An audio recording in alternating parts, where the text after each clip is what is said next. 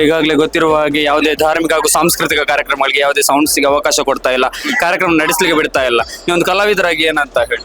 ತುಂಬಾ ಬೇಸರ ಆಗ್ತಾ ಉಂಟು. ಈ ಬಗ್ಗೆ ನಾವು ಏನಾದ್ರೂ ಮಾತು ಕೊಡ್ಬೇಕಾದ್ರೆ ಬೇಸರ ಆಗ್ತಾ ಉಂಟು. ಇಂಥ ಪರಿಸ್ಥಿತಿ ಬರಬಾರ್ದು ನಮ್ಮ ಸೌತ್ ಕೇಂದ್ರಕ್ಕೆ. ಆದಷ್ಟು ಕಲಾವಿದರೆ ಕಲೆಯನ್ನೇ ನಂಬಿ ಜೀವನ ಮಾಡುವವರಿದ್ದಾರೆ, ಅವರ ಮೇಲೆ ದೊಡ್ಡ ಹೊಡೆತ. ಅವನೇ ನಂಬುದು ಬದುಕು ನಗಲು ಎಂಕು ದಾದ ಮಾಡ್ಬೋದು.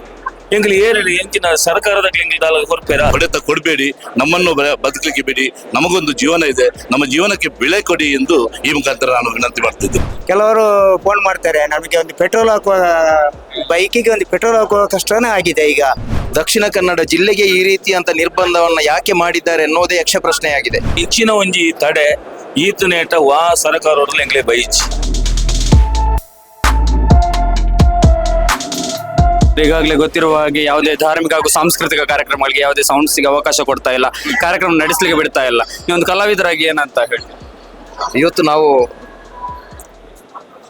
ಹೇಳೋದಾದ್ರೆ ತುಂಬಾ ಬೇಸರ ಆಗ್ತಾ ಉಂಟು. ಈ ಬಗ್ಗೆ ನಾವು ಏನಾದ್ರೂ ಮಾತು ಕೊಡ್ಬೇಕಾದ್ರೆ ಬೇಸರ ಆಗ್ತಾ ಉಂಟು. ಇಂಥ ಪರಿಸ್ಥಿತಿ ಬರಬಾರ್ದು ನಮ್ಮ ಸೌತ್ ಕೇಂದ್ರಕ್ಕೆ. ವಿಶೇಷವಾಗಿ ಕಾನೂನು ಅಂತ ಹೇಳಿದ್ರೆ ಇಡೀ ಭಾರತ ದೇಶಕ್ಕೆ ಅನ್ವಯ ಆಗ್ತದೆ. ಆದ್ರೆ ವಿಶೇಷವಾಗಿ ನಮ್ಮ ದಕ್ಷಿಣ ಕನ್ನಡ ಜಿಲ್ಲೆಗೆ ಈ ರೀತಿಯಂತ ನಿರ್ಬಂಧವನ್ನ ಯಾಕೆ ಮಾಡಿದ್ದಾರೆ ಅನ್ನೋದೇ ಯಕ್ಷ ಪ್ರಶ್ನೆಯಾಗಿದೆ.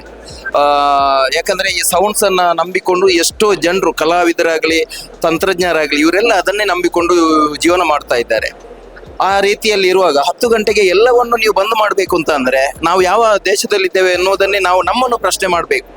ಯಾಕಂದ್ರೆ ನಮ್ಮ ತುಳುನಾಡಿನ ಭೌಗೋಳಿಕ ಅಂಶ ಏನಿದೆಯೋ, ಇಲ್ಲಿ ಸಾಂಸ್ಕೃತಿಕವಾಗಿ ಧಾರ್ಮಿಕವಾಗಿ ಏನೆಲ್ಲ ಆಚಾರ ವಿಚಾರಗಳೆಲ್ಲ ನಡೀತಾ ಇದೆಯಾ, ಇದನ್ನು ಅರ್ಥೈಸುವಂತ ಅಧಿಕಾರಿಗಳು ಅಂದ್ರೆ ಇಲ್ಲಿ ಬಂದ್ರೆ ಅವರಿಗೆ ಇಲ್ಲಿ ಏನೆಲ್ಲ ಆಗ್ತಾ ಉಂಟು ಇದು ಖಂಡಿತವಾಗಿ ಅವರಿಗೆ ಅರ್ಥ ಆಗುತ್ತೆ.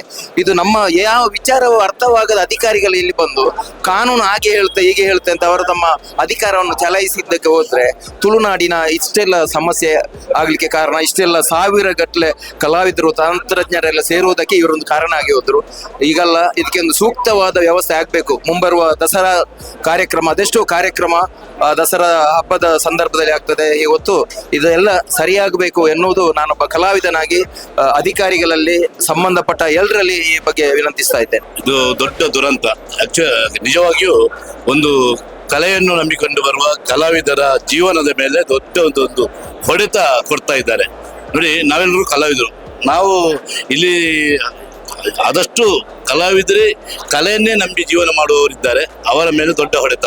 ಯಾವುದೇ ನಾಟಕ ಆಗಲಿ ಯಕ್ಷಗಾನ ಆಗಲಿ ನಡೆಯುವಾಗ ಧ್ವನಿವರ್ಧಕವನ್ನು ಅದು ನಿಷೇಧ ಮಾಡಬೇಕು. 10 ಗಂಟೆಯ ನಂತರ ಧ್ವನಿವರ್ಧಕ ಬಳಸಬಾರದು ಎಂಬ ಒಂದು ಹೇರಿಕೆ ಈ ಕಲಾ ಸಂಘಟನೆಯ ಮೇಲೆ ಆಗಿದೆ. ಈ ಕಾರ್ಯಕ್ರಮ ಶುರುವಾಗುವುದೇ ಒಂದು 7-8 ಗಂಟೆ ನಂತರ. ಒಂದು ಕಾರ್ಯಕ್ರಮ, ಒಂದು ನಾಟಕ ಅಂದರೆ ಒಂದು 2-2.5 ಗಂಟೆ ಇರುತ್ತೆ. ಇದು ನಾಟಕ ಪ್ರಾರಂಭ ಆಗಿ ಅದು ಮುಕ್ತಾಯ ಆಗುವಾಗ 12 ಆಗ್ತದೆ. ಇದು 10 ಗಂಟೆಗೆ ಇದು ಮಾಡಿದ್ರೆ ಎಲ್ಲಿಯೂ ನಾಟಕವೂ ಆಗುವುದಿಲ್ಲ, ಕಲಾವಿದರ ಜೀವನ ನಡೆಸಲಿಕ್ಕೆ ಕಷ್ಟ ಆಗ್ತದೆ. ಅದರಿಂದ ನಾನು ಈ ಮೂಲಕ ವಿನಂತಿ ಮಾಡೋದೇನೆಂದ್ರೆ, ಕಲಾವಿದರ ಮೇಲೆ ಈ ರೀತಿ ಒಂದು ಹೊಡೆತ ಕೊಡಬೇಡಿ, ನಮ್ಮನ್ನು ಬದುಕಲಿಕ್ಕೆ ಬಿಡಿ, ನಮಗೊಂದು ಜೀವನ ಇದೆ, ನಮ್ಮ ಜೀವನಕ್ಕೆ ಬೆಲೆ ಕೊಡಿ ಎಂದು ಈ ಮುಖಾಂತರ ನಾನು ವಿನಂತಿ ಮಾಡ್ತಿದ್ದೀನಿ. ನೋಡಿ, ಇದರ ಉದ್ದೇಶ ಏನು ಅಂತಲೇ ನಮಗೆ ಅರ್ಥ ಆಗ್ತಾ ಇಲ್ಲ. ಅಂದ್ರೆ ಒಂದು ಕಲೆ ಸ್ಟಾರ್ಟ್ ಆಗುವುದೇ ಮೊನ್ನೆ ಚೌತಿಯಿಂದ. ಹೆಚ್ಚಿನ ತಂಡಕ್ಕೆ ಚೌತಿಯಲ್ಲಿ ನಾಟಕ ಇರುವಾಗ ಕೆಲವಾರು ನಾಟಕವನ್ನು ಧ್ವನಿವರ್ಧಕಗಳನ್ನು ಕೊಡುವುದರ ಮುಖಾಂತರ ಆ ನಾಟಕವನ್ನು ತಡೆ ಹಿಡಿದಿದ್ದಾರೆ. ಅಷ್ಟಮಿಗೂ ಏನು ಇಲ್ಲ, ಇನ್ನು ನವರಾತ್ರಿಗೆ ಬರುವುದು. ಕಲೆ ಎಂಬುದು ನಾಟಕ, ಯಾವುದೇ ಸಾಂಸ್ಕೃತಿಕ ಕಾರ್ಯಕ್ರಮಗಳು ಕೇವಲ ಒಂದು 3 ತಿಂಗಳು 4 ತಿಂಗಳು ಮಾತ್ರ ಇಲ್ಲಿ ನಡೆಯುತ್ತಿದ್ದು. ಆ ಸಮಯದಲ್ಲಿ ಹೀಗೆ ಮಾಡಿದ್ರೆ ಇದು ಏನು ಅಂತಲೇ ಅರ್ಥ ಆಗ್ತಾ ಇಲ್ಲ. ಇದು ಟಾರ್ಗೆಟ್ ಯಾರು, ಕಲಾವಿದರ ಕಲೆಯ ಏನು ಅಂತಲೇ ಗೊತ್ತಾಗ್ತಿಲ್ಲ. ಆದ್ರಿಂದ ನಾನು ಈ ಮುಖಾಂತರ ಮನವಿ ಮಾಡುವುದು, ಈ ಕಲೆಯನ್ನು ಉಳಿಸಿ ಬೆಳೆಸಿ ಮಾಡುವ ಕೆಲಸ ಜಿಲ್ಲಾಡಳಿತ ಮಾಡಲೇಬೇಕು. ಕಾರ್ಯಕ್ರಮ ಯಾನೊಂಜಿ ರಂಗಭೂಮಿಗೆ ಬರ್ತದೆ 35 ವರ್ಷ ರಂಗಭೂಮಿ ಬೆದರ್ಸು ಮತ್ತು ಇಚ್ಚಿನ ಒಂಜಿ ತಡೆ ಈತನೇಟ ವಾ ಸರ್ಕಾರದಲ್ಲಿ ಎಂಗ್ಲೇ ಬೈಚಿ. ಒಂದು ದಾದಾತರ ಬಂದಾಗ ಇಂಗ್ಲೇ ಭಾರಿ ಬೇಜಾರು ಹಾಕೊಂಡು ಒಂಜಿ ಸಂಘಟಕರು ಒಂಜಿ ಕಾರ್ಯಕ್ರಮ ಮನ್ಪುನಾಗ, ಒಂಜಿ ಸಭಾ ಕಾರ್ಯಕ್ರಮ ದೀಪೇರಿ ದಯಮನ್ ದೀಪೇರಿ ಬಂದಾಗ ಅಕಲ್ನ ಆಣಿದ ಖರ್ಚು ವೆಚ್ಚ ಒಂಜಿ ಗಣ್ಯ ವ್ಯಕ್ತಿನಾಗಲಿ ಎತ್ತದ ಮನ್ಪುನಂಚಿನ ಕಾರ್ಯಕ್ರಮ ಅವು ಅಂಚಾದು ಅಕಲ್ನ ಸಭಾ ಕಾರ್ಯಕ್ರಮ ಆಯ್ನ ಟೈಮ್ಲಿ ಕಾಪಾಡಿ ಹಾಕೊಂಡು ಅಕಲ ನಾಟಕ ಒಂಜಿ 10 ಗಂಟೆ ರೊಕ್ಕ ಸ್ಟಾರ್ಟ್ ಮಾಡ್ತೇರ್ನಾಂಡ ಅಥವಾ 9 ಗಂಟೆ ಬೊಕ್ಕ ಶುರು ಮಾಡ್ತೇರ್ನಾಂಡ್ಲ ಎಂಕಲ್ ಮನ್ಪೊಡೆ ಹಾಕೊಂಡು 10 ಗಂಟೆ ಬತ್ತು ಬಂದ ಅನ್ಪ್ಲೆ ಬಂದಾಗ ನಾಟಕ ತೀಯರ್ ಬರ್ಪುಣ ಜನಕ್ಕೆ ಅಭಿಮಾನಾಗ್ಲಿ ಎಂಕಲ್ ದಾದ ಬಂದದ್ದು ಪೋನಾಗ ಒಣದು ನಾಟಕ ಕಡೆಲ ಇಜ್ಜಿ ಕೊಡಿಲ ಇಜ್ಜಿ ಏರ್ನ ತಪ್ಪು ಎಂಕಲ್ ಕಲಾವಿದರಿಗೆ ದಾಯ ಇಚ್ಛ ಮನ್ಪೇರು ಇಂಕಲ್ನ ದಕ್ಷಿಣ ಕನ್ನಡ ಜಿಲ್ಲೆ ಮನ್ಪುನ ಶಾಪಗ್ರಸ್ತ ಜಿಲ್ಲೆ ಆಡ್ಬೋದು.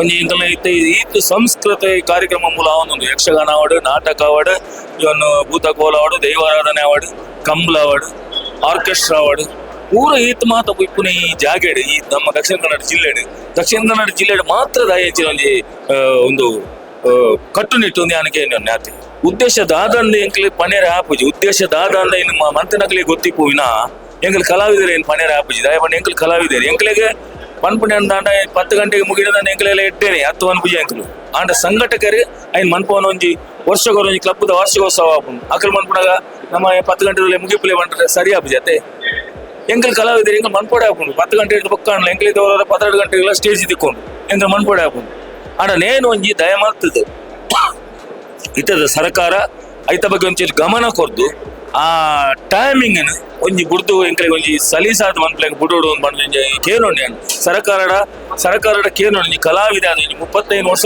ರಂಗಭೂಮಿ ಅಂಚಾದ ಒಂಜಿ ಬಾರಿ ಬೇಜಾರ ಅವನು ಇಂಚಿನ ಅನುಭವ ಎಂಕ್ಲೆಗೆ ಆಗ್ತಿಜಿ ನಿಜವಾದ ಬಂದ್ಕೊಂಡ್ರೆ ಇನ್ನು ರಂಗಭೂಮಿ ಬೆನ್ಪು ನಕಲು ಮಸ್ತ್ ಜನ ಉಳ್ಳೇರು ಮಸ್ತ್ ಜನ ರಂಗಭೂಮಿನೇ ಯಕ್ಷಗಾನನೇ ನಂಬುದು ನಕಲು ಉಳ್ಳೇರು ಅಕ್ಲೆಗೆ ಈ 10 ಗಂಟೆಗೆ ಉಂಟವನಿಂದ ಆನಂದಾಂಡ ಶೋ ತಿಕ್ಕುಜಿ ಪ್ರೋಗ್ರಾಮ್ ತಿಕ್ಕುಜಿ ಅವನೇ ನಂಬುದು ಬದುಕು ನಕಲು ಎಂಕು ದಾದ ಮನ್ಪೋಡು ಎಂಗ್ಲಿ ಏರಿ ಎಂಚಿನ ಸರ್ಕಾರದ ಎಂಗ್ಲಿ ದಾಲ ಹೊರಪೇರ ಇಜ್ಜತ್ ಎಂಗ್ಲ ಸರ್ಕಾರದ ನಟ್ಟೊಂದು ಬೋಡ ಅದು ಊರಾಗಲ ನಟ್ಟೋಡು ಎಂಗ್ಲ ಕಲಾವಿದರು ಮಾದ ಎಂಗ್ಲೆ ಪ್ರೋಗ್ರಾಮ್ ಅನ್ಬರ ಬಿಡ್ಪುಜೇರು ಎಂಗ್ಲಿಗೆ ಬದುಕೆರೆ ಸಾಧಿ ಇಜ್ಜಿ ನಿಕಲ್ ದಾದ ಒಂಜಿ ಭಿಕ್ಷೆ ಕೊರ್ಲೆ ನಿಕಲ್ ನಟ್ಟೋಡ ಅಂಚಿನ ಪರಿಸ್ಥಿತಿ ಬರ್ಪುಣು ಆಪುಣ ಇಂಚ ತೂನಾಗ ದಯಮಲ್ತು ನೀನು ಸಡಿಲ ಮನ್ಪುಲೆ ಕಲಾವಿದರಿಗೆ ಒಂದು ಅವಕಾಶ ಮಂತು ಕೊರ್ಲೇನೆ ಆಕೆ ಏನು ಸರ್ಕಾರ ಆತಿ ಏನಂತ ಹೇಳುವುದಂತ ಗೊತ್ತಾಗುದಿಲ್ಲ. ಯಾಕಂತ ಹೇಳಿದ್ರೆ ಒಂದು ಸಾಂಸ್ಕೃತಿಕ ನಗರಿ ಒಂದ್ ಕಡೆ ಮೈಸೂರು ಆದ್ರೆ ಒಂದಷ್ಟು ಸಾಂಸ್ಕೃತಿಕವಾಗಿ ಬೆಳೆಯುತ್ತಿರುವಂತಹ ನಗರಿ, ಒಂದಷ್ಟು ತುಳುನಾಡಿನ ಆಚಾರ ವಿಚಾರವನ್ನ ಸಂಸ್ಕೃತಿಯನ್ನ ಉಳಿಸ್ಬೇಕಂತ ಹೋರಾಡ್ತಿರುವಂತ ಒಂದು ನಗರ ಅಂತ ಹೇಳಿದ್ರೆ ನಮ್ಮ ಮಂಗಳೂರು.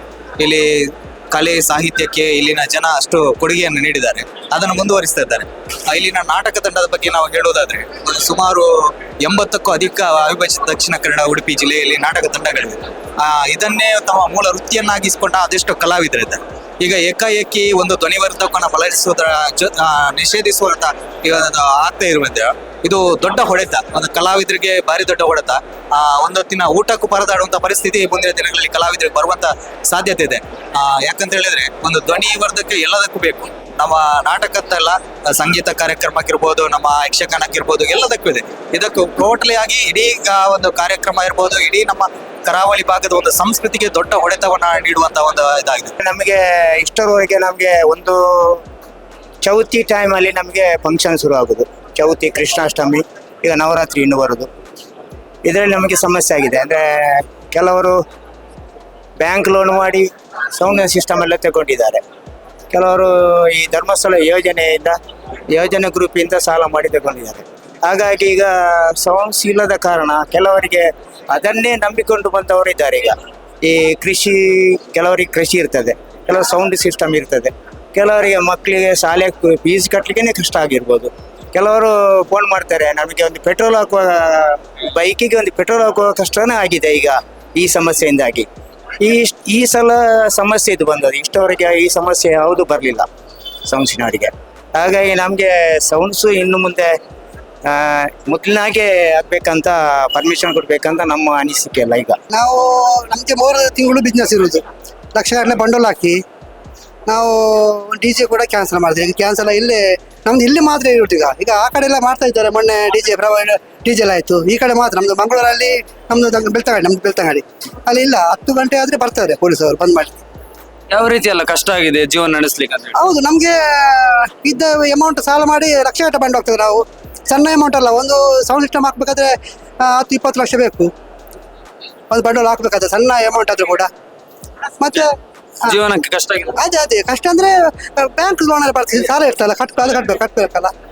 ಅದಿದ್ರೆ ನಮ್ಗೆ ಉತ್ಪತ್ತಿ ಆಗುದು. ಯಾವ್ದು ಕೂಡ ಒಂದು ಜಾತ್ರೆ ಕೂಡ ಒಂದು ಯಾವುದೇ ಫಂಕ್ಷನ್ ಧಾರ್ಮಿಕ ಆಗ್ಲಿ. ಈಗ ಮೊನ್ನೆ ನಾವು ಇದು ಈದ್ ಮಿಲಾದಿತ್ತು, ಅಲ್ಲಿ ಕೂಡ ಆಯ್ತು. 10 ಗಂಟೆಗೆ ಬಂದೆ 10 ಗಂಟೆಗೆ. ಇಂಥದ್ದೆಲ್ಲ ಮಾಡ್ತಾರ ಅಂತಾನೆ ಅದೇ ಗೊತ್ತಿಲ್ಲ. ಅದು ಸರ್ ನಾವು ಹೇಳ್ಬೇಕು ಎಲ್ಲ ನಮ್ದು ಇವರು ಜಿಲ್ಲಾ. ಈಗ ನಾವೀಗ ಅದಕ್ಕೋಸ್ಕರ ಇವತ್ತು ಬಂದದ್ದು.